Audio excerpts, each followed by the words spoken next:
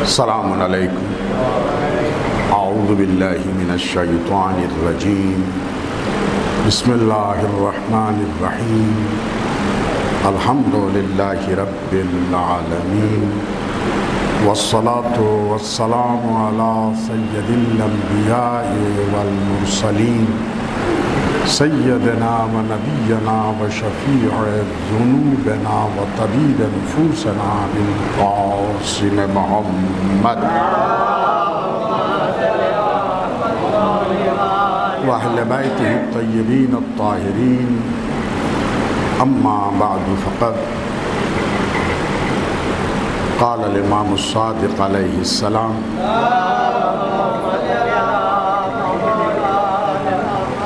نفس المہموم لظلمنا تسبیح وہمہ لنا عبادت وکتمان سرنا جہاد فی سبیل اللہ ثم قال ابو عبداللہ علیہ السلام یجب ان یکتب ھذا الحدیث بالظاہر۔ حضرات، امام جعفر صادق علیہ السلام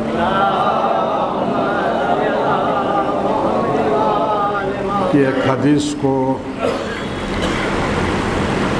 آنے والے ایام عزا کی مناسبت سے عنوان قرار دیا ہے کہ جس میں امام حسین علیہ السلام کی عزا کے متعلق بیان فرما رہے ہیں۔ نفس المہموم لظلمنا تسبیح، غم زدہ ہو کہ انسان کا سانس لینا بھی ہمارے ظلم کی بنا پر، ہمارے اوپر جو ظلم ہوا ہے اس ظلم کی بنا کے اوپر غمزدہ نفس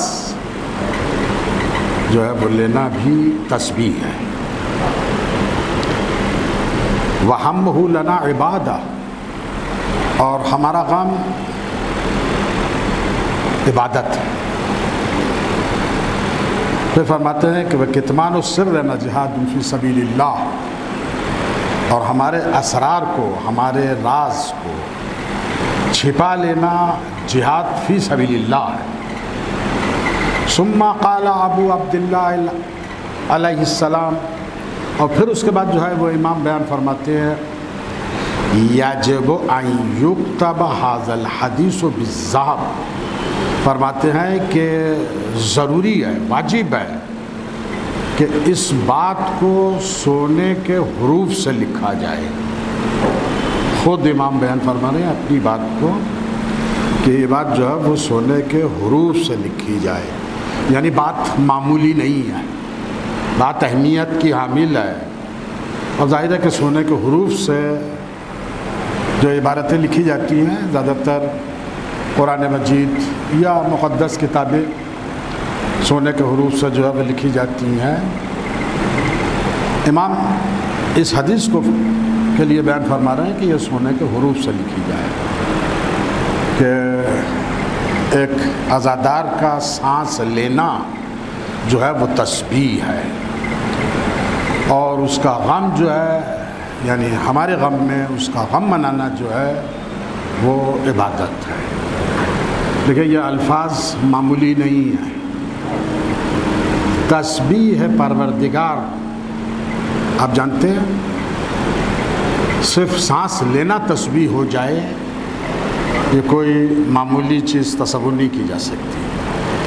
کسی کا غم عبادت ہو جائے یہ بات یوں تصور نہیں کی جا سکتی۔ دیکھیے غم ٹھیک ہے، انسان کی ایک فطرت ہے، لیکن غم کو کم کرنے کی کوشش ہوتی ہے، اور دوسروں کا غم بھی بانٹ لینے کی تاکیدات جو ہے وہ علماء اخلاق کی طرف سے اور احادیث میں کی گئی ہے۔ لیکن یہ صرف اور صرف غم حسین ہے کہ جس کا منایا جانا اور جس میں زیادتی کرنا جو ہے وہ اجر و ثواب بیان کیا گیا۔ کسی کا کوئی ذاتی کوئی شخصی غم ہو تو دوسرے لوگوں کا فریضہ یہ ہے کہ اس کے غم کو جو ہے وہ دور کرنے کی کوشش کی جائے، لیکن یہاں صورتحال بالکل اس کے برعکس ہے۔ وہ اس لیے کہ یہ غم معمولی نہیں ہے۔ تو بہرحال یہ حدیث پورے طور کے اوپر عزاداری کی عظمت کو واضح کر رہی ہے۔ دیکھیں یہاں یہ نہیں بیان کیا گیا کہ عزاداری کیوں،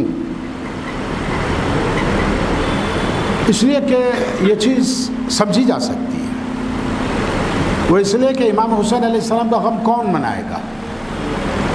ظاہر ہے کہ امام کا غم وہ منائے گا کہ جس سے امام سے ہمدردی ہوگی، محبت ہوگی۔ امام کا غم کون منائے گا؟ جو امام کے مقصد کو اپنا مقصد سمجھتا ہوگا، جو امام کی روش کے اوپر چلنے کی کوشش کرتا ہوگا، جس کے دل میں امام حسین کی محبت ہوگی،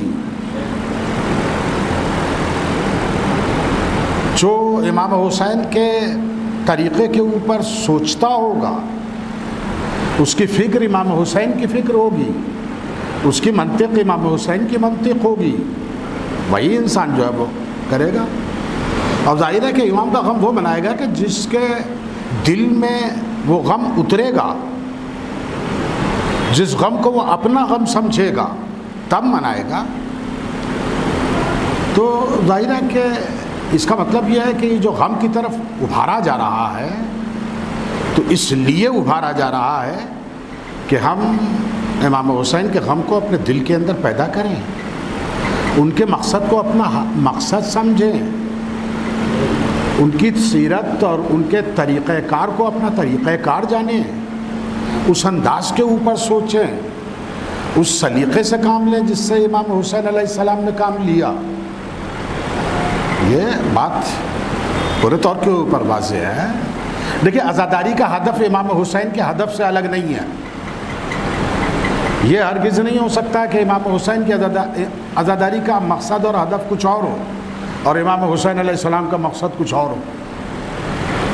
جو عزاداری کا مقصد ہے وہی امام حسین کا مقصد ہے۔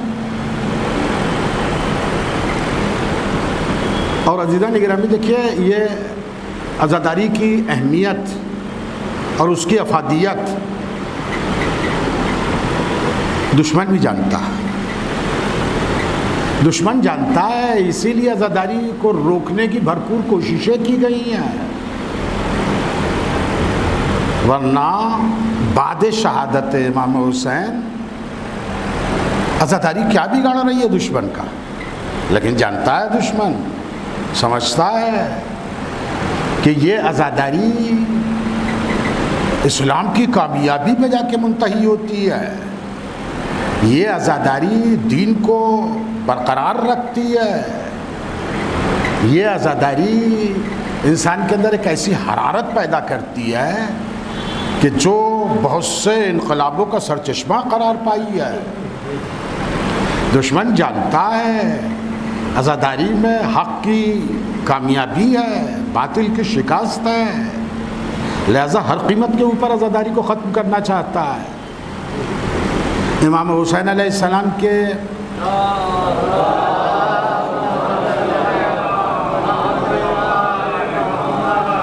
قبر کے نشان کو مٹانے کی کوشش ظالم کی طرف سے کیوں ہوئی؟ یہ قبر کیا بگاڑ رہی تھی؟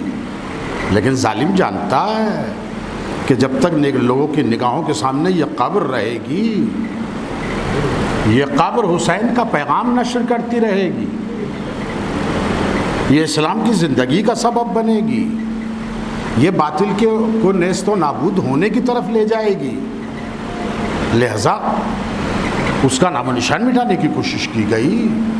تو بہرحال دشمن خوب جانتا ہے، ہم بھلے ہی نہ سمجھ پا رہے ہوں عزاداری کے مقصد کو، لیکن دشمن جانتا ہے کہ اس عزاداری کے رہتے ہوئے باطل جو ہے وہ سر چڑھ کے نہیں بول سکتا، لہذا اسے مٹانے کی کوشش کی گئی ہے۔ آج اگر اسلام زندہ ہے اسی عزاداری کی بنا پہ زندہ ہے، اور شیعت اگر پائی جاتی ہے تو اسی عزاداری کی بدولت پائی جاتی ہے۔ یہ عزاداری اگر نہ ہوتی تو ہمارا نام و نشان مٹ چکا ہوتا، یہ عزاداری نہ ہوتی تو آج دنیا روئے زمین کے اوپر کوئی نماز پڑھنے والا باقی نہ ہوتا، یہ عزاداری نہ ہوتی ہے تو اللہ اکبر کی صدائیں بند ہو گئی ہوتی۔ یہ عزاداری ہے جس کی وجہ سے اسلام زندہ ہے، اور یہ کسی شیعہ شاعر کا شعر نہیں ہے۔ اسلام زندہ ہوتا ہے ہر کربلا کے بعد، قتل حسین اصل میں مرگ یزید ہے، اسلام زندہ ہوتا ہے ہر کربلا کے بعد۔ یہ بعض لوگ اس شعر کے اوپر یہ اعتراض کرتے ہیں کہ ہر کربلا سے کیا مطلب؟ کربلا تو صرف ایک ہے، ہر کربلا تو وہاں بولا جائے گا کہ جہاں بہت سی کربلائیں ہوں، ہر کربلا کے بعد۔ عزیزان گرامی، ہر کربلا دیکھیے شاعر کے معنی جو ہے، شعر کے معنی جو ہے، بعض اوقات دوسرے لوگ جو ہے وہ اس تک پہنچ نہیں پاتے ہیں۔ ہر کربلا سے مراد ہر ذکر کربلا، جب جب کربلا کا ذکر ہوگا اسلام کی زندگی کی ضمانت بنے گا، یہ معنی ہے۔ ہر کربلا سے مراد یہ بھی ہو سکتا ہے کہ امام حسین علیہ السلام کے نقش قدم کے اوپر چلتے ہوئے ہر حق کی سربلندی کے لیے کی جانے والی تحریک اسلام کی زندگی کا سبب بنتی ہے، یہ معنی بھی جو ہے وہ تصور کیے جا سکتے ہیں۔ تو بہرحال دشمن بھی جانتا، سب جانتے ہیں امام حسین کی عزاداری کا ہدف اور مقصد کیا ہے، یہ ڈھکی چھپی چیز نہیں ہے۔ عزیزان گرامی، جب عزاداری اتنی اہمیت کی حامل ہے کہ ہماری زندگی اس سے وابستہ ہے، لیکن ہم میں سے اگر کوئی یہ گمان کرے کہ ہماری وجہ سے عزاداری ہو رہی ہے تو یہ اس کی غلط فہمی ہے۔ ہماری وجہ سے عزاداری نہیں ہو رہی ہے، بلکہ ہم عزاداری کی وجہ سے ہیں، ہماری وجہ سے نہیں ہو رہی ہے۔ دیکھیے، واقعہ کربلا کے بعد جو رد عمل ظاہر ہوا ہے، اس نے نہ صرف یہ کہ اپنوں کو بلکہ دشمن کو رلا دیا۔ دنیا سوچنے کے اوپر مجبور ہو گئی ہے، آخر اتنے تھوڑے سے عرصے میں یہ نوبت کیسے آئی کہ نواسہ رسول شہید کر دیا جائے۔ ابھی رسول کا کفن بھی میلا نہیں ہوا اور رسول کے خانوادے کے افراد، اہل حرام در بدر پھرائے گئے۔ یہ دنیا کو سوچنے کے اوپر بات مجبور کرتی ہے، اور اسی فکر نے جو ہے وہ اسلام کو زندہ رکھا، اور یہی فکر جو ہے وہ عزاداری کا سبب بنی ہے۔ عزیزان گرامی، آپ تاریخ اگر اٹھا کے دیکھیں گے، ہندوستان میں عزاداری کی تاریخ تو شیعت کے تقیے سے باہر آنے سے پہلے ہندوستان میں عزاداری عام تھی۔ اگر شیعہ ہم یہ گمان کریں کہ ہندوستان کی عزاداری جو ہے وہ ہماری وجہ سے ہو رہی ہے، تو شیعت ابھی تقیے کے اندر تھی، اس وقت سے عزاداری ہو رہی ہے۔ مراسم بدلتے رہتے ہیں، طور و طریقے بدلتے رہتے ہیں، لیکن عزاداری کا وجود تھا۔ تو بہرحال عزاداری معمولی چیز نہیں ہے، بہت اہمیت کی معاملہ ہے، ہماری دنیا کے لیے بھی، ہماری آخرت کے لیے بھی۔ آخرت کا انحصار جو ہے وہ اسی عزاداری کے اوپر ہے۔ دنیا کے اندر کامیابی اور کامرانی کا انحصار جو ہے وہ عزاداری کے اوپر ہے۔ تو جب اتنی اہم ہے عزاداری، تو عزیزان گرامی اسے جو ہے وہ بالکل نادانوں کے حوالے نہیں کیا جا سکتا۔ عزاداری کے ہر اقدام کو سوچ سمجھ کے انجام دینا پڑے گا۔ لوگوں کی منمانیاں جو ہے وہ اس کے اندر کام نہیں کر سکتی۔ عزاداری ایک مقدس طریقہ ہے، مقدس عبادت ہے، تو مقدس طریقے کے اوپر انجام پانی چاہیے۔ عزاداری سے ہماری زندگی وابستہ ہے، تو عزاداری واقعاً اس انداز کے اوپر ہونی چاہیے کہ جو ہمارے لیے زندگی بخش ہو۔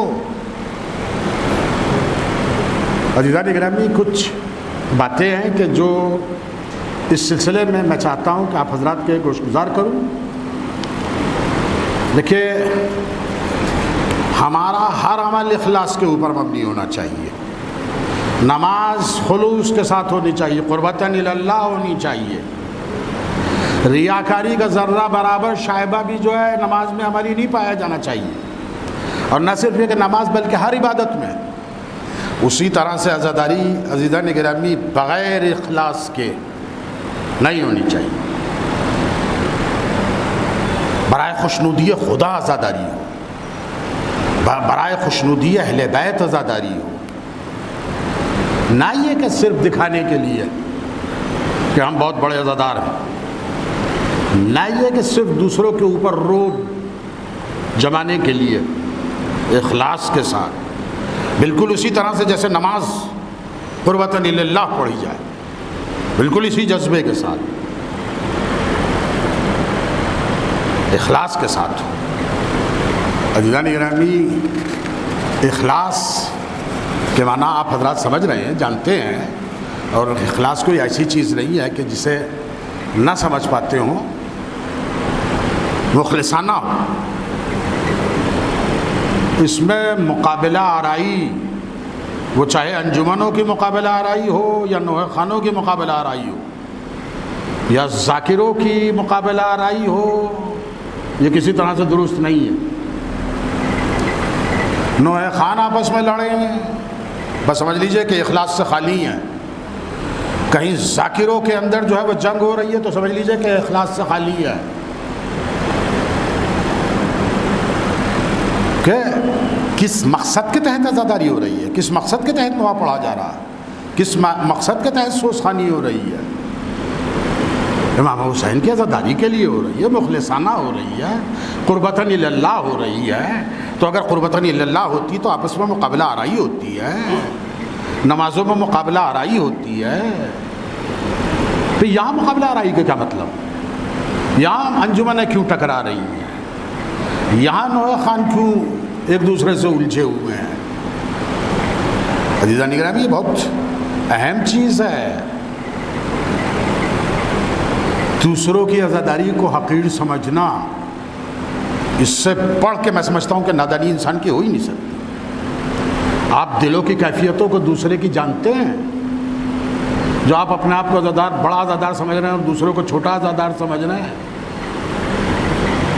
یہ آپ کو حق کس نے دیا ہے؟ لہذا کبھی کسی کی عزاداری کو جو ہے وہ حقیر نہ سمجھیے۔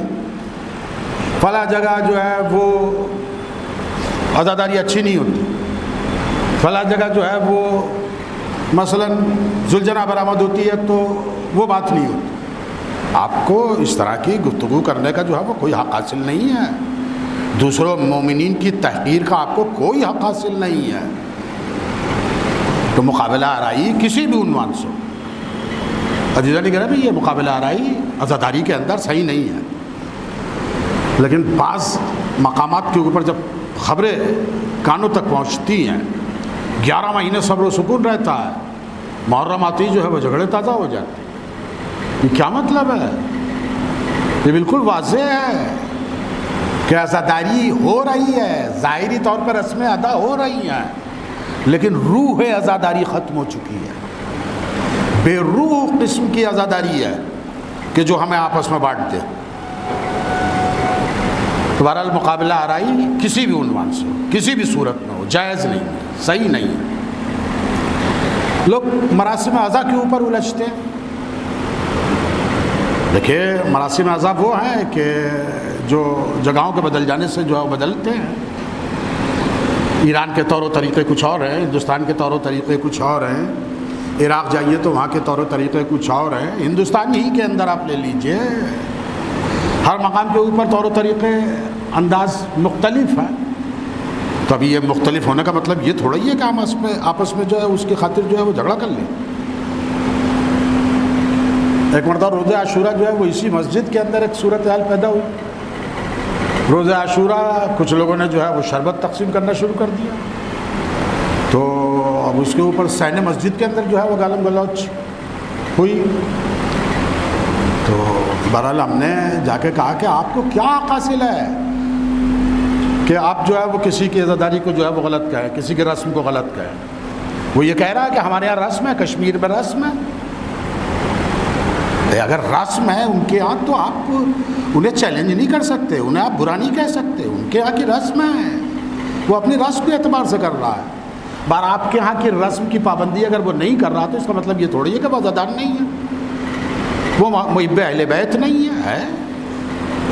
تو مراسم مختلف ہیں، کہیں تعزیوں کا سائز جو ہے وہ بہت بلند ہے، کہیں چھوٹے چھوٹے تعزیے برآمد ہو رہے ہیں۔ تو اب اس بات کے اوپر کیا جھگڑا کیا جا سکتا ہے؟ اس بات پہ لڑا جائے گا؟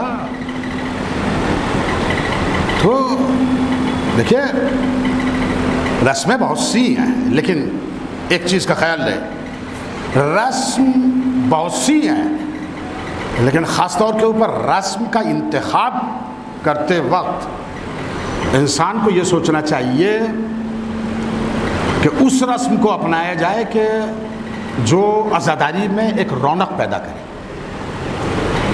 گریہ کا سبب بنے، دوسروں تک پیغام امام حسین کو پہنچانے کا وسیلہ بنے۔ ایسی رسموں کو جو ہے فوقیت دینی چاہیے، لیکن کسی کی تحقیر اور مذمت جو ہے وہ جائز نہیں، وہ کسی طرح سے صحیح نہیں کہی جا سکتی۔ بہرحال مراسم بہت سے ہیں، لیکن ان مراسم کا انتخاب کیجیے، ان مراسم کو جو ہے وہ عملی شکل دیجیے کہ جو آپ کے گریہ کے اندر جو ہے وہ مدد کر سکے۔ ان مراسم کو اختیار کیجیے جو امام حسین کے پیغام کو دنیا تک پہنچا سکیں۔ یہ آپ کا جو ہے وہ طریقہ انتخاب ہونا چاہیے۔ دیکھیے، فہرست بہت طولانی ہے۔ وقت کی پابندی، دیکھیے وقت کی پابندی ہر جگہ کے اوپر ہر موقع کے اوپر ضروری ہے. وقت کی پابندی اگر دنیاوی امور میں نہ کی جائے تو اس کا نتیجہ انسان بھگتتا ہے. عزیزان گرامی دیکھیے مجالس عزا بھی اپنے وقت کے اوپر ہوں تو اس کا فائدہ جو ہے وہ دوسروں تک پہنچ سکتا، بہتر طریقے پہ پہنچ سکتا. لیکن 8 بجے کا اعلان ہو اور 10 بجے مجلس ہو، یہ تضییع اوقات نہیں ہے. وہ بیچارے مومنین جو 8 بجے سے وہاں حاضر ہیں ان کا وقت برباد کر رہے ہیں آپ. لیکن اب بعض اوقات جو ہے وہ یہ تصور کیا جاتا ہے کہ مجمع آ جائے تو مجلس شروع کریں. دیکھیے یہ قربانی دینی پڑے گی کہ مجمع آئے یا نہ آئے، تھوڑا سا مجمع ہو لیکن مجلس شروع اگر ہو جائے گی تو پھر آئندہ جو ہے وقت کی پابندی ہونے لگے. دیکھیے وقت کے سلسلے میں بہت سی باتیں قابل ذکر ہیں. بعض جگہوں کے اوپر مجلسیں جو ہے وہ رات کو 10 ساڑھے 10 بجے شروع ہوتی ہیں. اس ایام عزا کو یعنی عشر اولیٰ کو اگر چھوڑ دیجئے، اب آپ یہ تصور فرمائیے 10:30 بجے شروع ہونے والی مجلس میں طالب علم شریک نہیں ہو سکتا. اگر شریک ہوگا تو کل اگلے دن جو ہے وہ اسکول نہیں جا سکتا. ایک ملازمت پیشہ انسان ظاہر ہے کہ اس مجلس میں اگر شرکت کرے گا 12 ساڑھے 12 بجے جو ہے وہ اپنے گھر پہنچے گا تو اس کا کام جو ہے وہ متاثر ہوگا. تو بہرحال صحیح اوقات کے اوپر. اور بعض جگہ یہ ہوتا ہے کہ ایک مجلس ختم ہونے کے بعد دوسری مجلس شروع ہونے والی ہے. آپ یہاں مجلس کو پہلی مجلس کو اگر تاخیر کریں گے تو یہ دوسرے کی حق تلفی ہے، یہ اس کا حق کا ضائع کرنا ہے جو کسی طرح سے جائز نہیں ہے. تو مجالس اپنے اوقات کے اوپر صحیح وقت کے اوپر شروع ہونی چاہیے. دیکھیے وقت کی قدر اگر ہم ہی نہ کریں، دنیا کہتی ہے کہ گزرا ہوا وقت جو ہے وہ ہاتھ نہیں آتا، جو ہاتھ سے نکل گیا نکل گیا. تو وقت کی اہمیت کا احساس عزیزان گرامی ہمیں بھرپور طور کے اوپر ہونا چاہیے، اور خصوصیت کے ساتھ مجالس سے عزا میں یہ چیز ہمارے سامنے رہے. دیکھیے جلوس عزا، اس کا مقصد اور اس کا ہدف ظاہر ہے کہ یہی تھا کہ پیغام امام حسین دنیا تک پہنچے. اسی مقصد سے جلوس ادا کیا گیا تھا. ورنہ ایک شخص اگر امام باڑے کے اندر رہ کے ماتم کرتا ہے تو ایسا نہیں ہے کہ سڑک پہ ماتم کرنے سے جو ہے وہ زیادہ ثواب ملتا ہو. یہ مقصد نہیں ہے. مقصد اس کا یہی تھا کہ امام حسین کا یہ پیغام جو ہے وہ دوسری اقوام تک پہنچے. لیکن اگر آپ کا یہ پیغام جو ہے، آپ کے جلوس عزا جو ہیں وہ اگر اس پیغام کو نہ پہنچا سکے تو واقعاً جلوس کے اوپر سوالیہ نشان لگتا. جلوس اپنی پوری شان کے ساتھ ہونا چاہیے. جلوس ایسا ہونا چاہیے کہ دوسرے دیکھنے والے یہ سمجھ سکیں کہ واقعاً عزاداروں کا جلوس ہے، ان کے قلوب غمزدہ ہیں، یا یہ ہماری صورتوں سے ہماری حیات سے نمایاں ہونا چاہیے. اور عزیزان گرامی اگر جلوس اپنی شان کے ساتھ نہ ہو تو ایسے جلوسوں کا نہ نکلنا بہتر ہے. جلوس اپنی شان کے ساتھ ہونا چاہیے، جلوس اپنی پوری سنجیدگی کے ساتھ ہونا چاہیے. تو بہرحال جلوس عزا یہ بھی بڑی اہمیت کے حامل ہیں. اب دیکھیں بہت سی چیزیں جو ہے بہت چھوٹی چھوٹی ہوتی ہیں، لیکن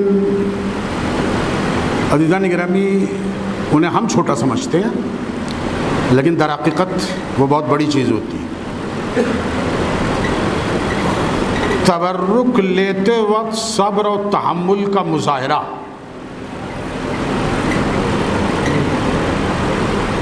عزیزان گرامی بہت سے لوگوں کی کوشش ہوتی ہے کہ زیادہ سے زیادہ تبرک ملے. یہ ظلم ہے، یہ کسی طرح سے جائز نہیں ہے. تو تبرک لیتے وقت صبر کا مظاہرہ جو ہے وہ انسان کی طرف سے ہونا چاہیے.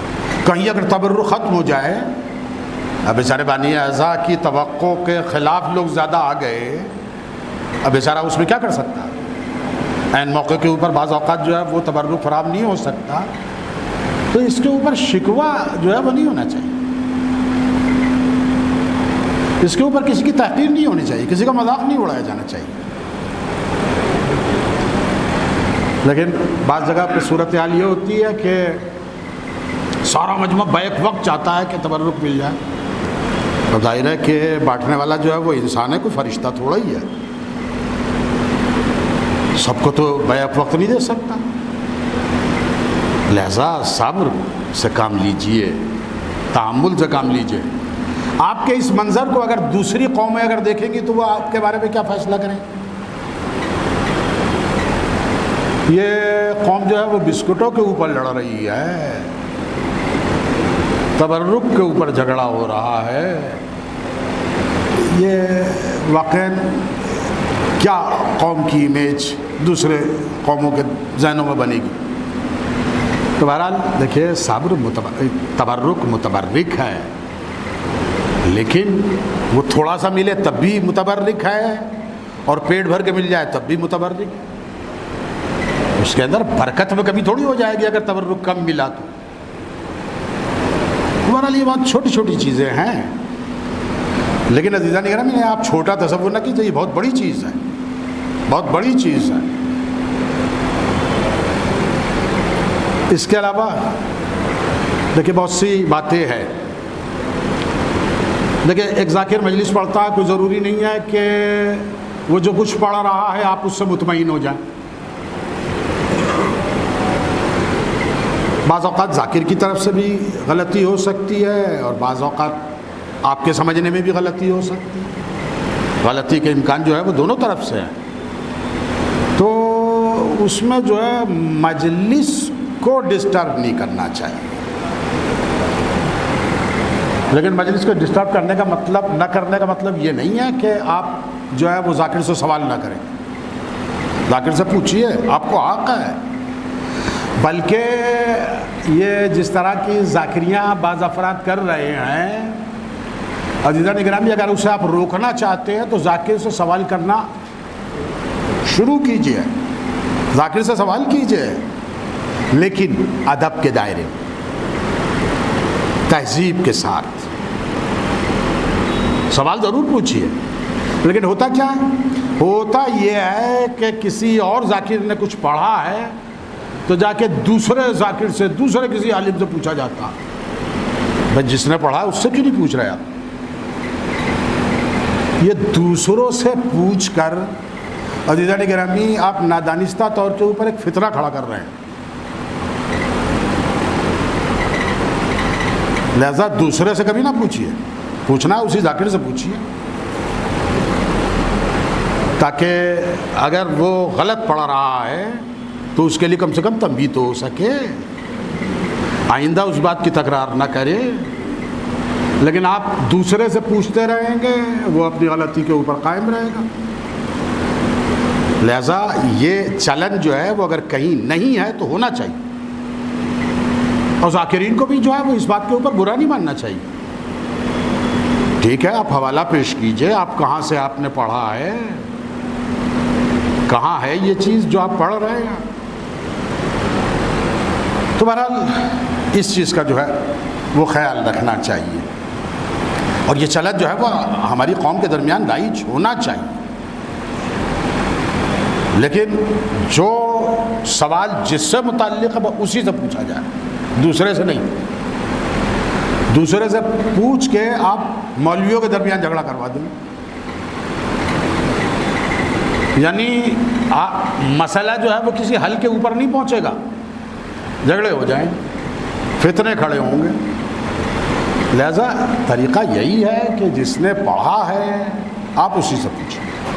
لیکن یہ سوچتے ہوئے کہ بہت ممکن ہے آپ کی سمجھ میں نہیں آیا، آپ نہیں سمجھے، یہ بھی ہو سکتا ہے کہ ذاکر کی غلطی ہو، لیکن یہ بھی تو ہو سکتا ہے کہ آپ بات کو پوری طرح سے سمجھ نہیں پائے. لہذا ادب کے دائرے. اور عزیزان گرامی جیسے کہ میں نے عرض کیا تھا کہ باتیں بہت سی ہیں. خلاصہ ساری چیزوں کا خلاصہ یہ ہے کہ ہمارا کوئی عمل ذاکری کے نام پہ، عزاداری کے نام پر ایسا نہیں ہونا چاہیے کہ جس کی کوئی عقلی توجیہ ہم نہ کر سکیں. ہم سے اگر کوئی دوسری قوم کا کوئی فرد ہم سے یہ پوچھے کہ ایسا کیوں کر رہے ہیں اور ہمارے پاس کوئی معقول وجہ نہ ہو، تو عزیزان گرامی یہ چیز جو ہے وہ نقصان پہنچانے والی ہے. نہ صرف یہ کہ آپ کو بلکہ آپ کی قوم کو نقصان پہنچانے والی ہے. لہذا آپ کا ہر اقدام، ہر قدم ایسا ہونا چاہیے کہ جس کی آپ عقلی توجیہ کر سکیں کہ ہم ایسا کرتے ہیں تو کیوں کرتے ہیں، کس بنا کے اوپر کرتے ہیں. بہرحال ایام عزا بہت نزدیک ہیں. پورے اہتمام کے ساتھ، صمیم قلب کے ساتھ، دل کی تمام تر گہرائیوں کے ساتھ آپ معصومہ عالم کو پرساد دیں. یہ ہماری ذمہ داری ہے، یہ ہمارا دینی فریضہ ہے. اس کی بدولت ہم زندہ ہیں. اسے کسی طرح سے جو ہے وہ سبک نہ ہونے دیجیے. اور تعلیمات اہل بیت کے دائرے میں رہ کے عزاداری ہو، یہ ہماری ذمہ داری ہے. آخر میں بارگاہ خداوندی میں دعا کرتے ہوئے کہ بار الہ تو ہمیں توفیق عنایت فرما کہ تعلیمات اہل بیت اور قرآن کے اوپر گامزن. بار الہ تمام مومنین و مومنات جہاں کہیں ہوں اور جن زحمتوں اور پریشانیوں میں مبتلا ہوں، بار الہ ان کی زحمتوں اور پریشانیوں کو دور فرما. علماء اعلام کے سائے کو ہمارے سروں کے اوپر باقی رکھ. بار الہ پرچم اسلام کو سربلندی عنایت فرما. بار الہ امام کے ظہور میں تعجیل فرما. ہمیں ان کے اصحاب و انصار میں شامل فرما. بسم اللہ الرحمن الرحیم. والعصر ان الانسان لفی خسر الا الذین آمنوا وعملوا الصالحات وتواصوا بالحق وتواصوا بالصبر.